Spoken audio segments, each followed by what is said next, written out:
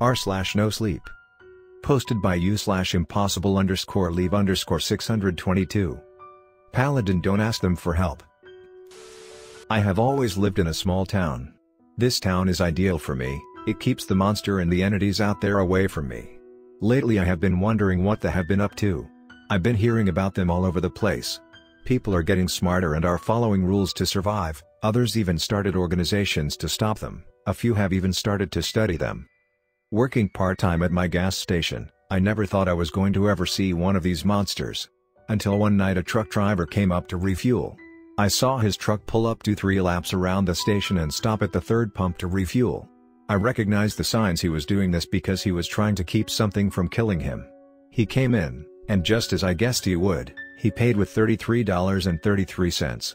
He walked out and then started to panic. I can only imagine he forgot to do something before exited the building. He started to beg for his life. He then ran to the truck, and immediately started at the truck. From what I could tell, he pulled out a shotgun and then aimed it at himself.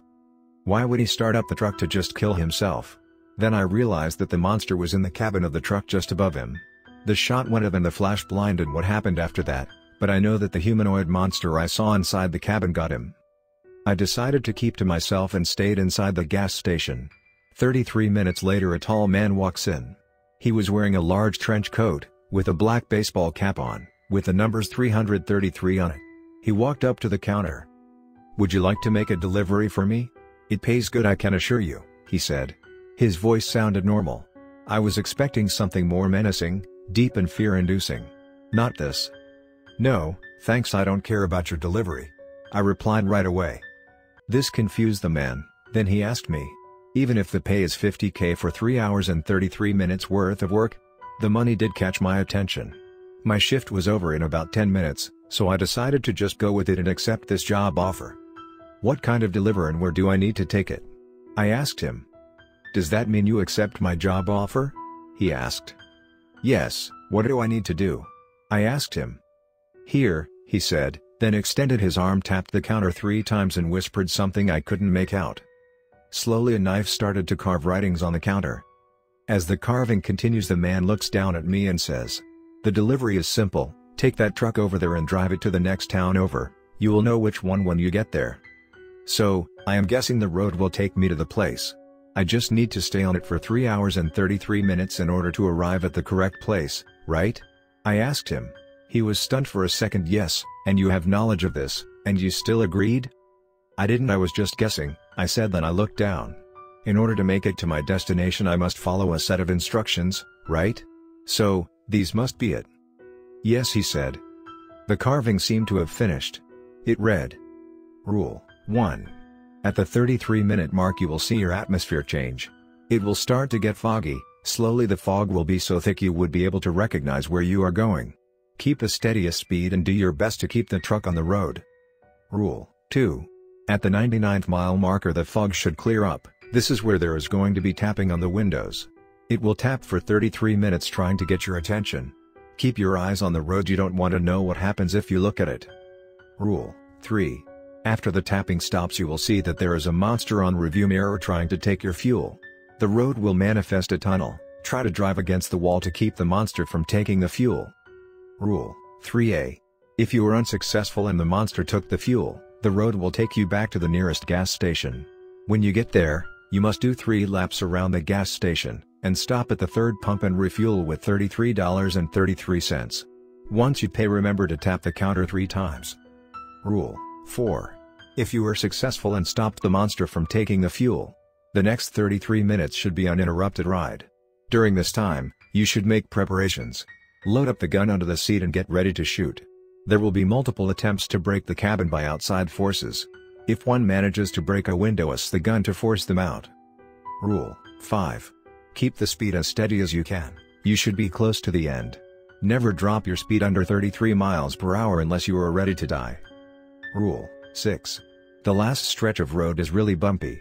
It will make it hard for you to keep the speed over 33 miles per hour. Rule 7.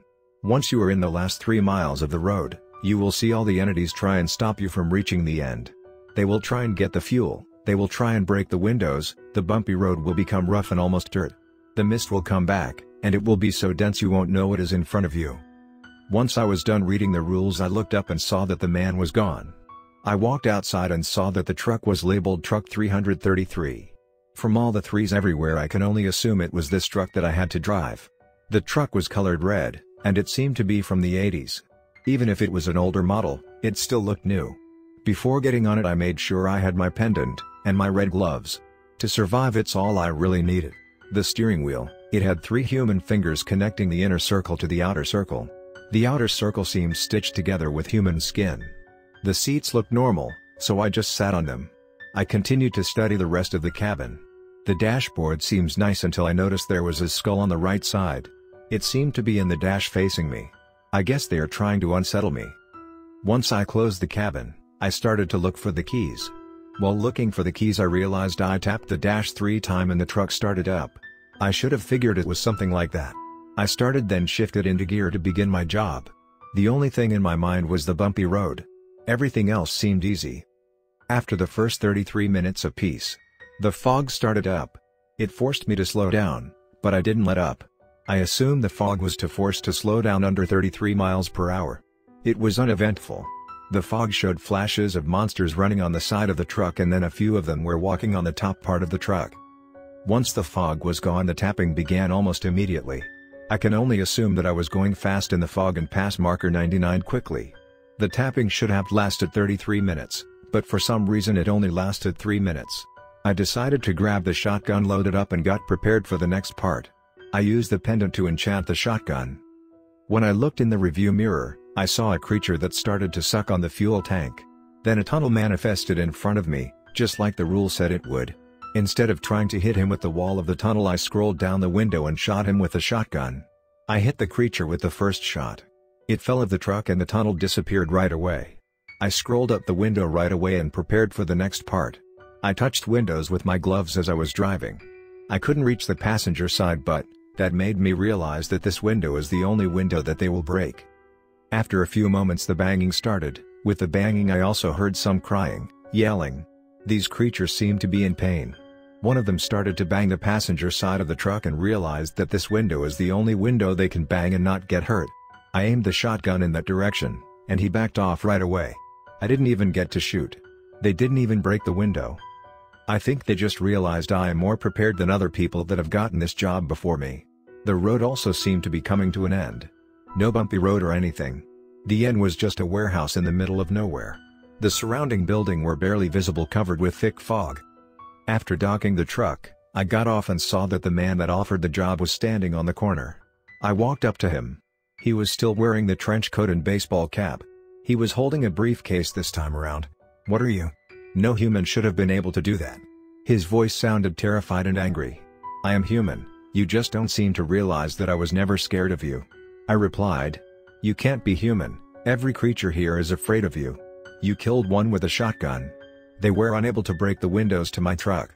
The one they could break, they didn't out of fear. How is that possible?" As he ended his rambling, he yelled that last part. I walked up to him and grabbed him by the middle part of the trench coat and pulled him down to my level.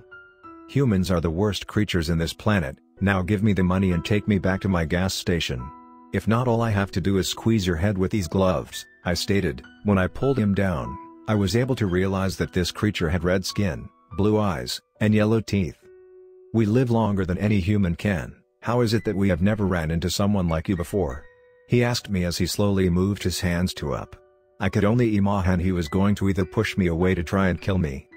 "Listen," I let him go and grabbed the briefcase. "I just want to get back to my gas station. I don't want to fight. I am just a single paladin and nothing else." As I finish my sentence, I hear a car screeching by. "A paladin?